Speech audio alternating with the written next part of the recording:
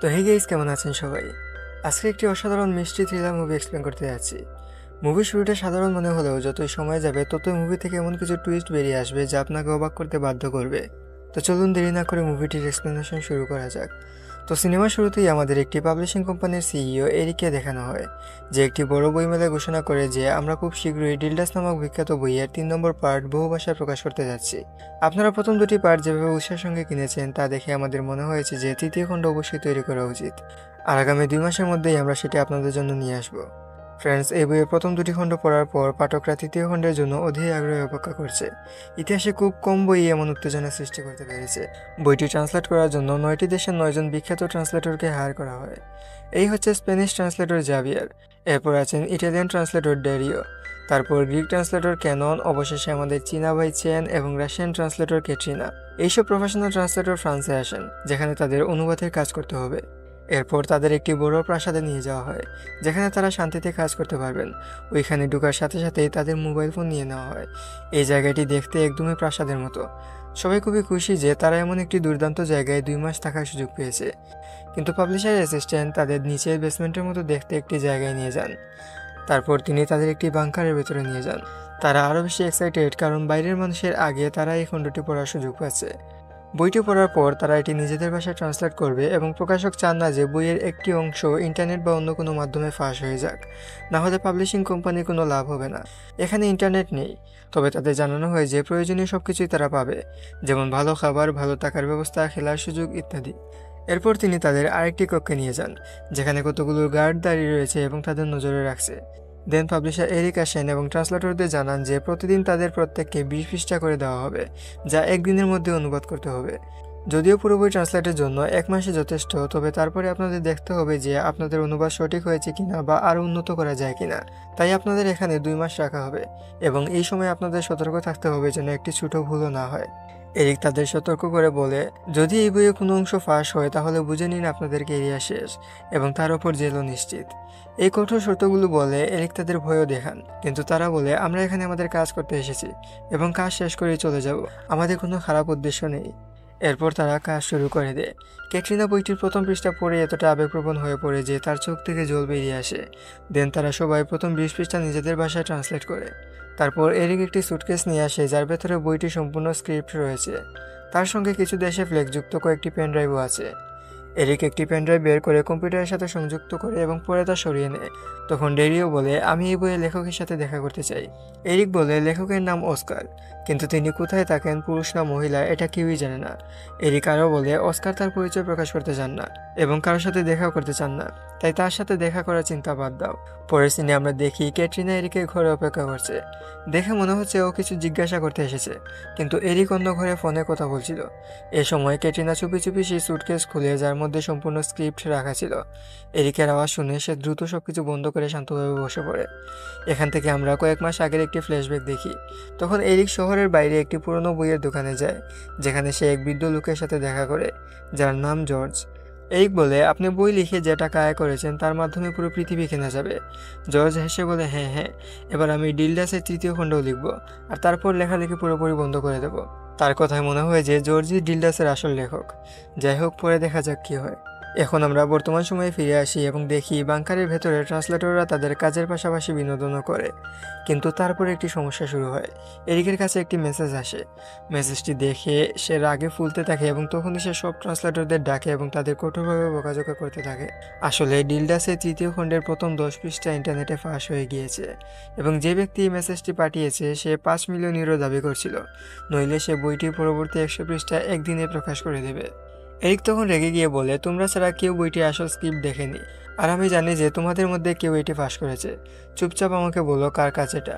Eric সবাইকে হুমকি দিয়ে যদি কেউ তার ভুল স্বীকার না করে তাহলে সবার ওপর শাস্তি আসবে, এটা বলে সে চলে যায়। তারপর গার্ড প্রতিটি রুম পরীক্ষা করতে থাকে এবং সবকিছু এদিক সেদিক ছুটতে থাকে। তারা কিছু অনুবাদকদের ওপর সহিংস হয়ে ওঠে, এবং যখন হেলেনের রুম পরীক্ষা করা হয় তখন তারা ওইখানে বালিশের নিচে একটি স্ক্রিপ্ট পায়। তারপর তারা তাকে এরিকের কাছে নিয়ে যায়। এরিক জিজ্ঞেস করে, এটি কি? হেলেন বলে, এটি আমার নিজের উপন্যাস, যা আমি 6 বছর ধরে লিখছি। সে আরও বলে, লেখা আমার প্যাশন, তবে বিয়ে করার পর আমি সন্তানদের নিয়ে ব্যস্ত হয়ে পড়ি এবং এতে মনোযোগ দিতে পারিনি। আমি 1 মিনিটও শান্তিতে লিখতে পারছিলাম না। তাই আমি ভাবলাম যে এখানে ডিলডাস বইটি অনুবাদ করার পর যখন সময় পাবো তখন শান্তিতে এটি লিখতে পারবো। তবে এটি পড়ে এরিক বলে এটা তো খুবই নিম্নমানের লেখা এবং সময়ের অপচয়। এইটা বলে সে সব পৃষ্ঠাগুলি আগুনে ফেলে দেয়।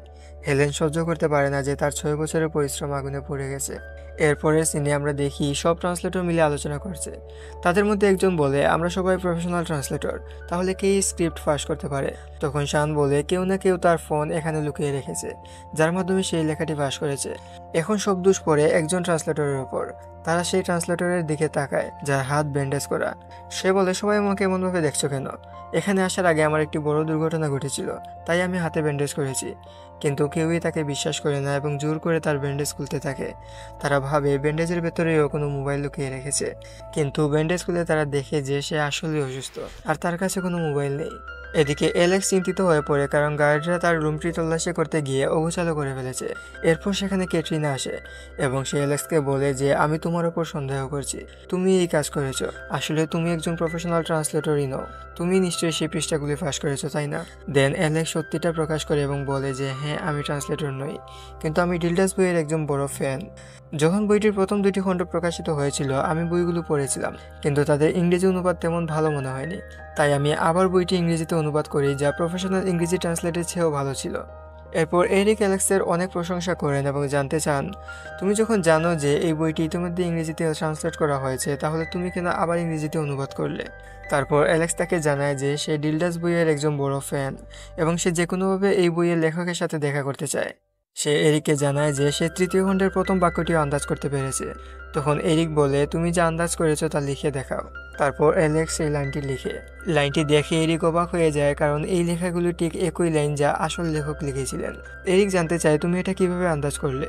তখন অ্যালেক্স বলে প্রথম 2টি খণ্ডে এমন অনেক গোপন তথ্য রয়েছে যার ভিত্তিতে আমি অনুমান করতে পেরেছিলাম যে লেখক কোন লাইন দিয়ে ভলিউম 3 শুরু করবেন। আমি অনেক পরিশ্রম করেছি যাতে আমি লেখকের সাথে দেখা করতে পারি। তুমি কি আমাকে ভলিউম 3 এর ইংরেজি অনুবাদ করার সুযোগ দেবে? এরিক তার প্রতিভা দেখে খুবই ইমপ্রেস হয় এবং তাকে ডিলডাসে ইংরেজি অনুবাদ করতে নিয়োগ দেয়। এইসব কথা অ্যালেক্স ক্যাটরিনাকে জানায়। এখানে ক্যাটরিনা একটি কথা বলে যে আমি এরিকের রুমে গিয়ে পুরো স্ক্রিপ্ট দেখতে চেয়েছিলাম, কিন্তু তার আগে এরিক চলে আসে। এইভাবে ক্যাটরিনাও নিজের সত্যটা বলে দেয়। পরের সিনে দেখানো হয় যে ব্ল্যাকমেলকারী এরিককে হুমকি দিয়েছিল যে সে 100 পৃষ্ঠা প্রকাশ করবে, আসলে সে তা প্রকাশ করে দিয়েছে। পৃষ্ঠাগুলি প্রকাশ করার পর দ্রুততা সব জায়গায় ট্রেন্ডিং হয়ে ওঠে। এখন এরিক এতটাই রেগে যায় যে তার মাথা গরম হয়ে যায়। রাগের মাথায় সে সমস্ত ট্রান্সলেটরদের কাপড় খুলে তাদের শারীরিকভাবে নির্যাতন করতে শুরু করে এবং তাদের চেক করে দেখে যে তাদের শরীরের মধ্যে কোনো কিছু লুকোনো আছে কিনা। তারপর সে আরেকটি মেসেজ পায়। মেসেজটি ছিল, এখনও তুমি আমাকে 5 মিলিয়ন ইউরো পাঠাওনি। আগামী 6 ঘন্টার মধ্যে যদি তুমি আমাকে 21 মিলিয়ন ইউরো না পাঠাও, তাহলে আমি ডিলডাস বইয়ের পরবর্তী 100 পৃষ্ঠা প্রকাশ করে দেব। এখন তার সমস্ত রাগ মাথায় চড়ে যায়। তিনি ট্রান্সলেটরদের ওপর ঝাঁপিয়ে পড়েন এবং বলেন এখন তোমরা সবাই সারা জীবন এখানে থেকেই মরবে, আর যদি সত্যি না বলো তাহলে আরও খারাপভাবে মরবে। এখন থেকে তোমরা কিছুই পাবে না। এইটা বলে সে চলে যায়। তারপর আরেকটি ফ্ল্যাশব্যাক দেখানো হয় যেখানে এরিক জর্জের সাথে দেখা করতে গিয়েছিল এবং সে জর্জকে বলে আমি ডিলডাসের 3য় খণ্ড একটি গোপন স্থানে অনুবাদ করতে যাচ্ছি। তখন জর্জ বলে এখন আমি আর তোমার সাথে কাজ করব না। যখন তুমি প্রথম আমার কাছে এসেছিলে তখন তোমার বই প্রকাশের জন্য একটি প্যাশন ছিল, কিন্তু এখন তুমি টাকা ইনকামের জন্য সস্তা প্রচারের কাজ করছো। এটি শুনে এরিক অবাক হয়ে যায় এবং বলে আমি তোমাকে অনেক টাকা দেব এবং দয়া করে আমার জন্য আরও বই লেখো। কিন্তু জর্জ স্পষ্টভাবে অস্বীকার করে। এখন বর্তমান সময়ে আমরা দেখি যে হেলেন আত্মহত্যা করে ফেলেছে। এরিক বুঝতে পারে যে আমি তার 6 বছরের কঠোর পরিশ্রমে লেখা উপন্যাস পুড়িয়ে ফেলেছি, হয়তো এই জন্যই সে আত্মহত্যা করেছে। কিন্তু এই বিষয়ে এখানে অন্য কেউ কিছু জানতো না। তাই এরিক তাদের কিছু বলে নিয়ে এবং অন্যদের সতর্ক করে দিয়ে বলে যদি তোমরা সত্য না বলো তাহলে আমি তোমাদের সাথেও একই কাজ করব। তারপর এরিকের অ্যাসিস্ট্যান্ট তাকে কল করে। আসলে এরিক তাকে অ্যালেক্সের বাড়িতে পাঠিয়েছিল ওইখানে গিয়ে দেখতে যে 3য় খণ্ডের কোনো পৃষ্ঠা সেখানে আছে কিনা। অ্যাসিস্ট্যান্ট বলে স্যার আমি পুরো বাড়ি তল্লাশি করেছি, কিন্তু এখানে কিছুই পাওয়া যায়নি। এদিকে সমস্ত ট্রান্সলেটররা খুবই দুঃখিত যে হেলেন যার সাথে তারা এতদিন কাজ করেছে তার মৃত্যু হয়েছে। এই সময় আবার ব্ল্যাকমেলকারী একটি মেসেজ পাঠায় যে আমি এখনও টাকা পাইনি, তাই আমি পরবর্তী 100 পৃষ্ঠা প্রকাশ করতে যাচ্ছি, আর যদি তোমরা আমাকে 80 মিলিয়ন ইউরো না দাও তাহলে আমি বইটির 200 পৃষ্ঠা প্রকাশ করব। এরিক তো এখন পুরো সাইকোই হয়ে যায় এবং সবাইকে গুলি করার হুমকি দেয়। তখন অ্যালেক্স বলে যে আমি এই কাজ করেছি এবং তারা কেউ এ ব্যাপারে কিছুই জানে না। এরিক বলে আমি আগে থেকেই তোমার প্রতি সন্দেহ করতাম, এখন এগুলো বন্ধ করো, নাহলে আমি সবাইকে মেরে ফেলবো। অ্যালেক্স বলে আমি এসব একটি অটোমেটিক সিস্টেমের মাধ্যমে করছি যা লন্ডনের একটি গোপন স্থানে রয়েছে। যদি তুমি সেখানে 80 মিলিয়ন পাঠাও তবে সিস্টেমটি অটোমেটিক বন্ধ হয়ে যাবে। এরিক সেই গোপন স্থানের ঠিকানা জানতে চায়। অ্যালেক্স তাকে তা জানিয়ে দেয়। তারপর এরিক তার অ্যাসিস্ট্যান্টকে সেখানে পাঠায়, কিন্তু এরিকের রাগ এখনও কমেনি এবং সে রাগের মাথায় ক্যাটরিনাকে গুলি করে বসে। দেন অ্যাসিস্ট্যান্ট সেই গোপন স্থানে যায় যেখানে একটি সিস্টেম অটোমেটিক কাজ করছে। যখন সে সিস্টেমের কাছে যায় সেখানে একটি ছবি থাকে যেখানে এরিক সহকারীকে গালিগালাজ করছে। আসলে সত্যি সত্যি এরিক সবসময় তার সহকারীকে গালিগালাজ করত। তাই এখন অ্যাসিস্ট্যান্ট এরিকের ওপর রেগে যায় এবং অ্যালেক্সের পক্ষে সমর্থন জানায়। সে এরিকের থেকে প্রতিশোধ নিতে চায় এবং কলটি কেটে দেয়। এরিক বুঝতে পারে না যে তার অ্যাসিস্ট্যান্ট কেন কল কেটে দিল, আর এখন কোনো উপায় না পেয়ে এরিক অ্যালেক্সের সিস্টেমে টাকা ট্রান্সফার করে, কিন্তু রাগে সে ফোনটি ছুঁড়ে ফেলে দেয়। তখন একজন ট্রান্সলেটর ফোনটি তুলে নেয় এবং দেখে যে ডিলডাস ভলিউম 3 বইটি পুরোপুরি লিক হয়ে গিয়েছে, অর্থাৎ ইন্টারনেটে এটি ফ্রিতে প্রকাশিত হয়েছে। এখন এরিক আর এই বইটির জন্য 1 পয়সাও পাবে না। রাগে সে পাগল হয়ে যায় এবং অ্যালেক্সকে গুলি করে, কিন্তু তার পাগলামি দেখে তার নিজের গাড়িটি তার উপর বন্দুক তাক করে। অন্যান্য ট্রান্সলেটররা অ্যালেক্সের মৃত্যুর কারণে খুবই কষ্ট পায়, কিন্তু পরে জানা যায় যে অ্যালেক্সের জ্যাকেটে একটি বই রাখা ছিল যা তাকে গুলি থেকে বাঁচিয়ে নেয়। তারপর তারা এরিককে পুলিশের কাছে তুলে দেয়। এরপরে সিনে আমরা ক্যাটরিনাকে দেখি যে গুলির আঘাতে হাসপাতালে ভর্তি। অ্যালেক্স তার পাশে বসে থাকে। তারপর সে এরিকের সাথে দেখা করতে চায় যে পুলিশি হেফাজতে রয়েছে। এরিক বলে, আমি প্রথম দিন থেকেই তোমার ওপর সন্দেহ করেছিলাম যখন তুমি বলেছিলে যে প্রথম 2টি খণ্ড পড়ার পর তুমি 3য় খণ্ডের প্রথম লাইন অনুমান করেছো। এর মানে হলো তুমি ইতিমধ্যে জেনে গিয়েছিলে যে 3য় খণ্ডে কী আছে। এখন আমাকে বলো যে কোথা থেকে তুমি এটি চুরি করেছো। তখন অ্যালেক্স তার কাছে এসে তার শার্টের ওপর লাগানো মাইকটি চাপা দিয়ে বলে, ডিলডাস বইয়ের আসল লেখক আমি, আর আমার নামই অস্কার। এই পাহাড় সমান শখ শুনে এরিক তো পুরো ফ্রিজি হয়ে যায়। এরপর একটি ফ্ল্যাশব্যাক দেখানো হয় যেখানে অ্যালেক্স যখন ছোট ছিল তখন সে প্রায়ই জর্জের বইয়ের দোকানে যেত। তার পিতামাতার ডিভোর্স হয়ে যাওয়ায় সে খুবই একাকী ছিল, তাই সে প্রায়ই জর্জের বইয়ের দোকানে যেত এবং সেখানে সে জর্জের বইগুলি পড়ত। ধীরে ধীরে তার বই পড়ার প্রতি ভালোবাসা তৈরি হয় এবং সে নিজেও একটি বই লিখতে চেয়েছিল। যখন সে একটু বড় হলো তখন সে একটি চমৎকার বই লিখতে শুরু করে যার নামই হলো ডিলডাস, যা কবিতা, রাজনীতি এবং খুব ভালো গল্প ধারণ করে। যখন জর্জ এটি পড়ে তখন সে খুবই খুশি হয়। সে অ্যালেক্সকে বলে যে যদি এটি প্রকাশিত হয় তবে মানুষ এটি খুবই পছন্দ করবে, কিন্তু অ্যালেক্স তার নামে বইটি প্রকাশ করতে ভয় পাচ্ছিল। অ্যালেক্স ভাবে যে মানুষ এটি গ্রহণ করবে কিনা, তাই সে জর্জকে অনুরোধ করেছিল যে এটি অন্য কোনো নাম দিয়ে প্রকাশিত হোক। তাই জর্জ এই বইয়ের প্রথম 2টি খণ্ড প্রকাশের কাজটি এরিককে দিয়েছিল। কিন্তু যখন অ্যালেক্স জানতে পারে যে এরিক বইয়ে বিক্রি বাড়ানোর জন্য এবং টাকা ইনকামের জন্য পাবলিসিটির সস্তা পদ্ধতি ব্যবহার করছে, তখন সে রেগে যায় এবং জর্জকে বলে, দয়া করে এটি এরিকের কাছে দেবেন না, আমরা অন্য কোনো ভালো প্রকাশক খুঁজে নেব। জর্জ বলে, ঠিক আছে, আমি এরিককে এটি দিব না, তুমি এক কাজ করো, খণ্ডটি লেখা শুরু করো। তাই যখন এরিক জর্জের সাথে দেখা করতে আসে তখন জর্জ বলেছিল যে আমি তোমার সাথে কাজ করব না, কিন্তু একদিন হঠাৎ করে এরিক ঘোষণা করে যে কয়েক মাসের মধ্যেই সে ভলিউম 3 প্রকাশ করতে যাচ্ছে। তখন অ্যালেক্সও সেখানে উপস্থিত ছিল।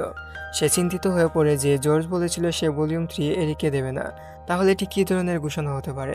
আর এখন বর্তমান সময়ে অ্যালেক্স এরিককে আরেকটি শক দেয় এবং জানায় যে 80 মিলিয়ন ইউরো আমি তোমার পার্সোনাল অ্যাকাউন্টে পাঠিয়ে দিয়েছি।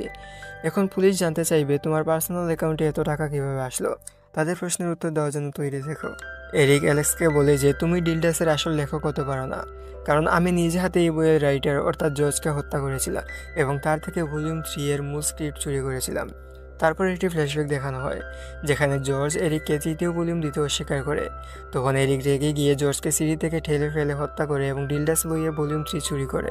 এরপর সে জর্জের বইয়ের দোকানে আগুন লাগিয়ে দেয় যেন এটি একটি দুর্ঘটনা মনে হয়, কিন্তু এখন এরিক স্বীকার করে নিয়ে যে সে জর্জকে হত্যা করেছে এবং বই চুরি করেছে।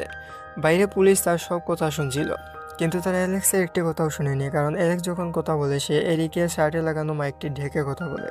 তারপর পুলিশ এরিককে গ্রেফতার করে নিয়ে যায়, কারণ এখন তার বিরুদ্ধে শক্ত প্রমাণ পাওয়া গেছে। এখানে অ্যালেক্স অনুভব করে যে সে মুক্তি পেয়েছে, কারণ তার বই হিট হয়েছে এমন নয়, বরং সে জর্জকে খুবই ভালোবাসত, যাকে সে তার দাদু মনে করত। সে তার হত্যাকারীর কাছ থেকে প্রতিশোধ নিয়েছে এবং এইভাবেই এই সিনেমার সমাপ্তি ঘটে।